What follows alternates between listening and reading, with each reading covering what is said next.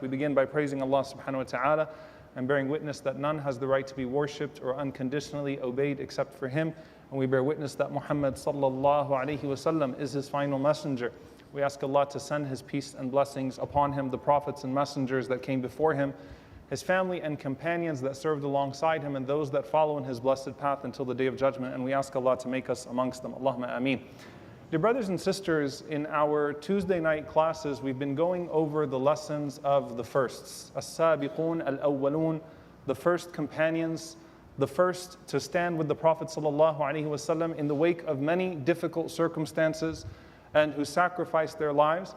And I mentioned 2 weeks ago that I was going to save one companion for a khutbah. We spoke about what is known as Hadithatul Raji', so consider this a bonus session. Hadithatul Raji' was the massacre of 6 or 10 unsuspecting companions in the wake of Uhud alongside Bi'r Ma'una, in which over 70 companions were massacred after Uhud, and that caused great devastation to the Prophet ﷺ.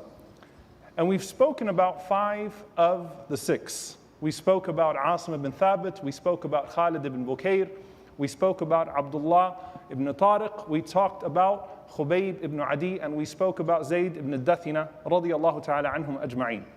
And we left out this one companion, and as I mentioned, we are going to speak about him today bi'idhnillahi ta'ala. And his name is Marthad ibn Abi Marthad radiyallahu ta'ala anhuma. Marthad ibn Abi Marthad. And the reason why he is such an interesting character is because he offers yet another complexity to the situation of these early Muslims who immediately found themselves in situations in which they had to negotiate their taqwa with difficulties that were arising in real time. And so you have this companion, radiyallahu ta'ala anhu, and I won't go into too much detail because it is khutbatul Jum'ah.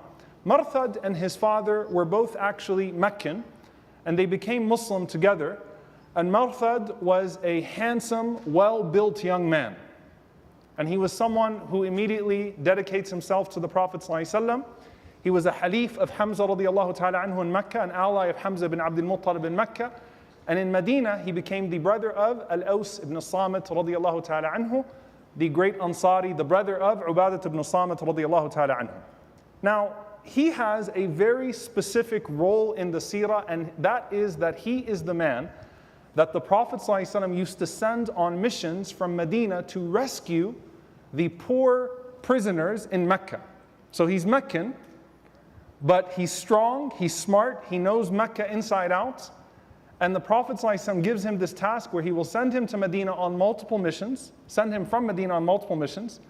He'll basically park his camel in a place called Al-Idkhir, or his horse, or whatever it is that he was using to transport the prisoners.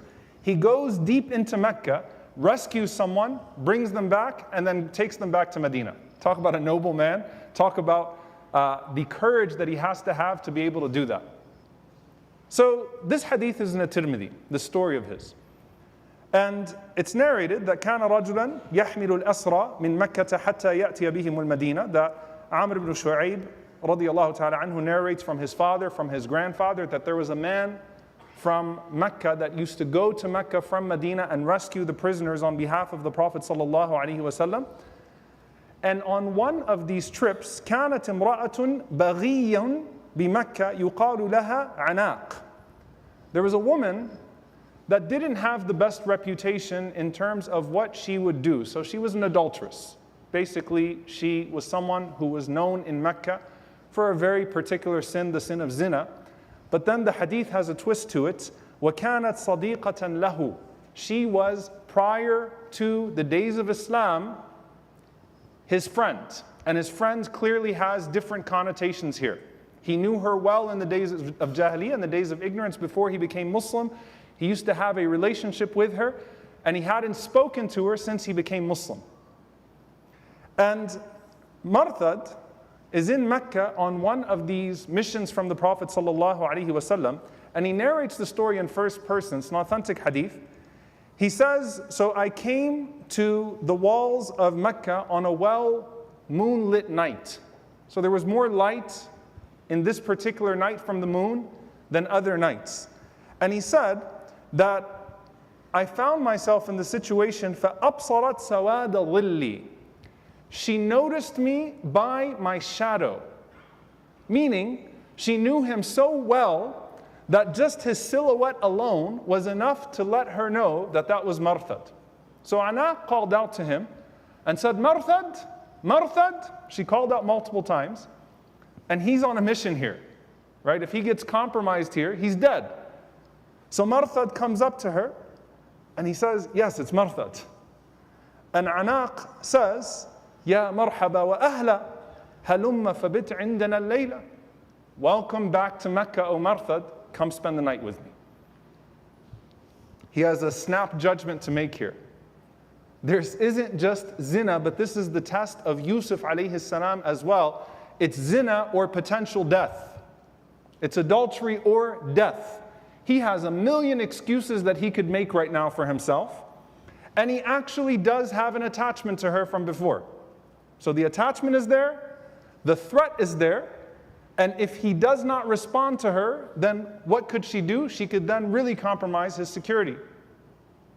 But he responds to her, and he says, Ya Anaq, harram Allah zina. Anaq, listen, I'm a Muslim now. I don't do that anymore. And Allah has made zina haram. Allah has made adultery haram. So what does she do? Marthad says that she says, bi'a'la sawt. She screams out, Ya ahl al-khiyam.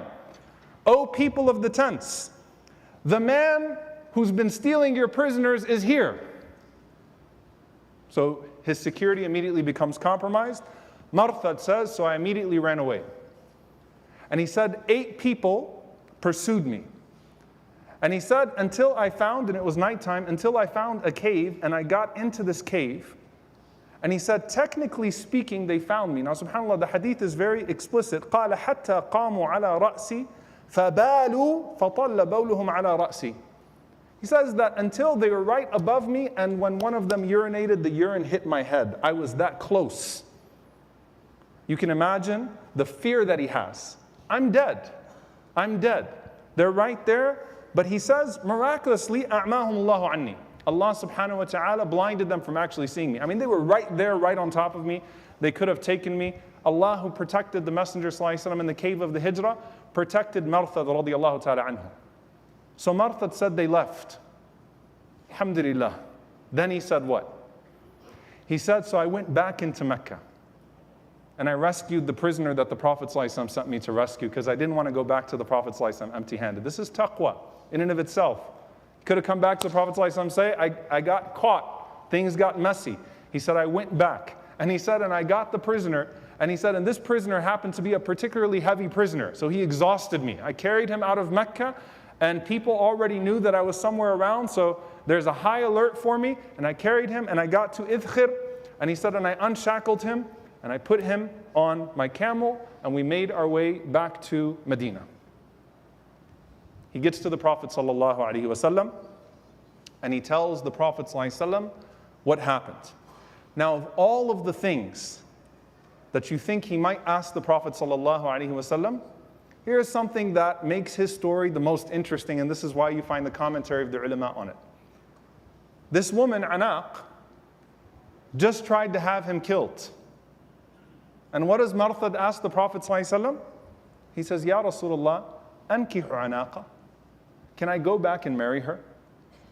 Ya Rasulullah, can I go back and ask her to marry me? Now, subhanAllah, this shows you, by the way, that Islam was difficult on these people in so many different ways, right? Suddenly they had a lifestyle change. They were used to zina, they were used to khamr, they were used to alcohol, adultery, they were used to partying, they were used to so many different things. But now Islam comes and makes all of that haram in an instant. And he's a noble man, and this woman just tried to do that to him, but his heart was still attached to her. And he says to the Prophet ﷺ, Ankihu anaqa, can I go and I marry her? And the Prophet ﷺ was silent. And he said it again to the Prophet ﷺ, and the Prophet ﷺ was still silent. So Marthad kind of got the point that the Prophet ﷺ is not answering me. So either he didn't like the question, alayhi salatu wasalam, or the Prophet ﷺ is waiting for an answer from the heavens. The ulama say, look here, this is again a testament to the man's taqwa. Could have come to the Prophet ﷺ. Don't we always have people that get into a haram relationship and try to halalify it all of a sudden? And they come and force the families, force everybody and say, hey, look, you know, I'm making it halal now, right? Could have come to the Prophet ﷺ and he could have said, Ya Rasulullah, I abstained. I didn't commit zina. I didn't do anything haram. I was on a noble mission. Now, you know, inshallah, she can take shahada and we'll be all right. No, none of that. He waits for the answer from the Prophet ﷺ until the Prophet ﷺ receives Quran from the heavens. The ayah comes down. So next time you read this ayah, I want you to understand what the context was. The ayah comes down. الزاني لا ينكح إلا زانية أو مشركة. That an adulterer does not marry except an adulteress or a disbeliever. And the same is true. وَالزَّانِيَةُ لَا يَنْكِحُهَا إِلَّا زَانٍ أَوْ مُشْرِكٍ. That an adulterous woman does not marry except for an adulterer man or a disbelieving man. وَحُرِّمَ ذَلِكَ عَلَى الْمُؤْمِنِينَ. And this has been made prohibited to the believers. Meaning what? The answer is no, O Marthad. And when the Prophet ﷺ comes back to Marthad with an ayah of Quran that came down for him, Marthad could have said, but Ya Rasulullah, what about this and what about that? The shaitan knows how to play with people in these states. He's desperate. He could easily be exploited in this vulnerability, and shaitan loves to take a person in a temporary vulnerability and make them make such a bad decision that they can't recover from it. That's what he does. Take you in your desperation, make you make a bad decision.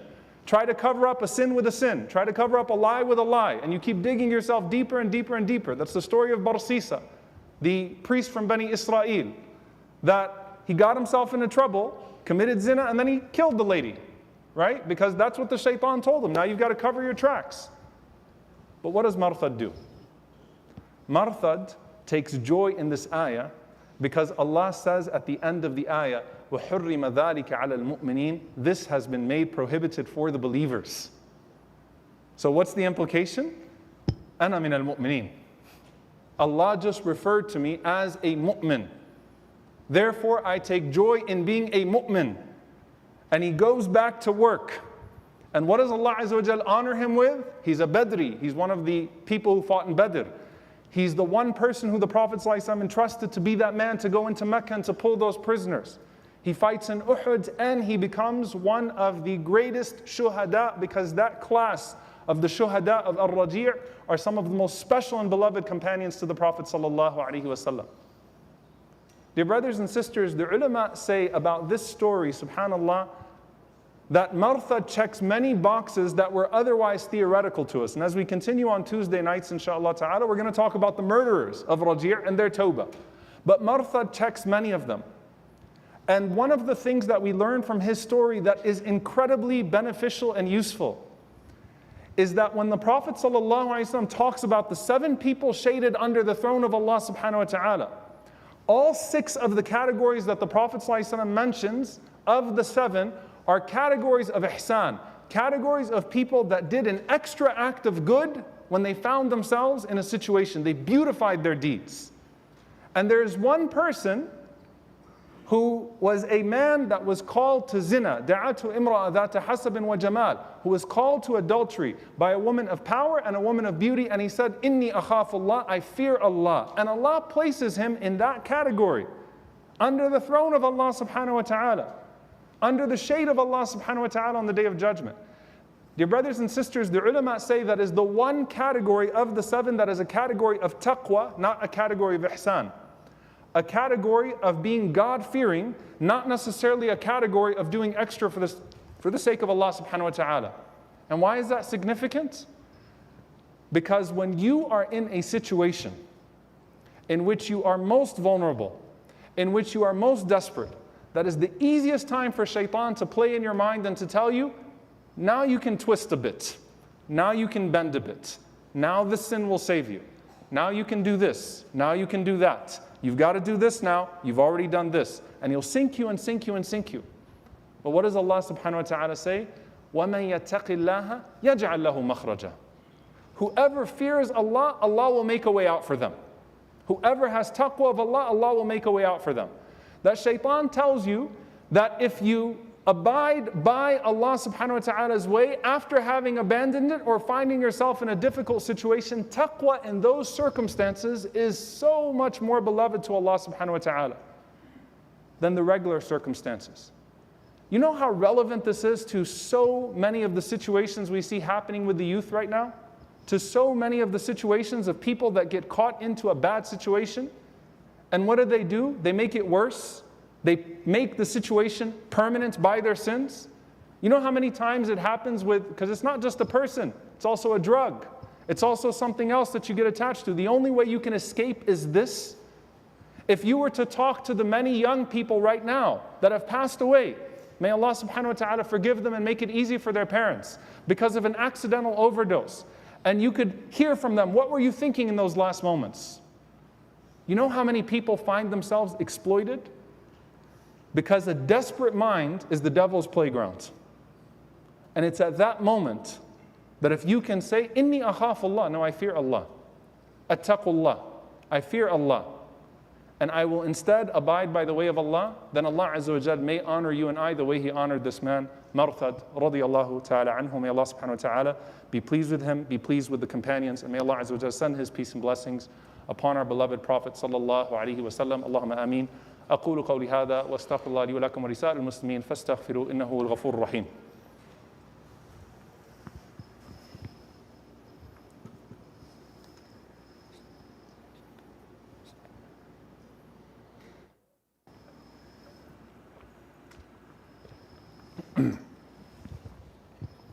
الحمد لله رب العالمين والصلاة والسلام على رسوله الكريم وعلى آله وصحبه أجمعين. اللهم اغفر للمؤمنين والمؤمنات والمسلمين والمسلمات الأحياء منهم والأموات إنك سميع قريب مجيب الدعوات. اللهم اغفر لنا وارحمنا واعف عنا ولا تعذبنا. ربنا ظلمنا أنفسنا وإن لم تغفر لنا وترحمنا لنكونن من الخاسرين. اللهم إنك عفو كريم تحب العفو فاعف عنا. اللهم اغفر لوالدينا رب ارحمهما كما ربونا صغارا. ربنا هب لنا من أزواجنا وذرياتنا قرة أعين واجعلنا للمتقين إماما. اللهم انصر إخواننا المستضعفين في مشارق الأرض ومغاربها.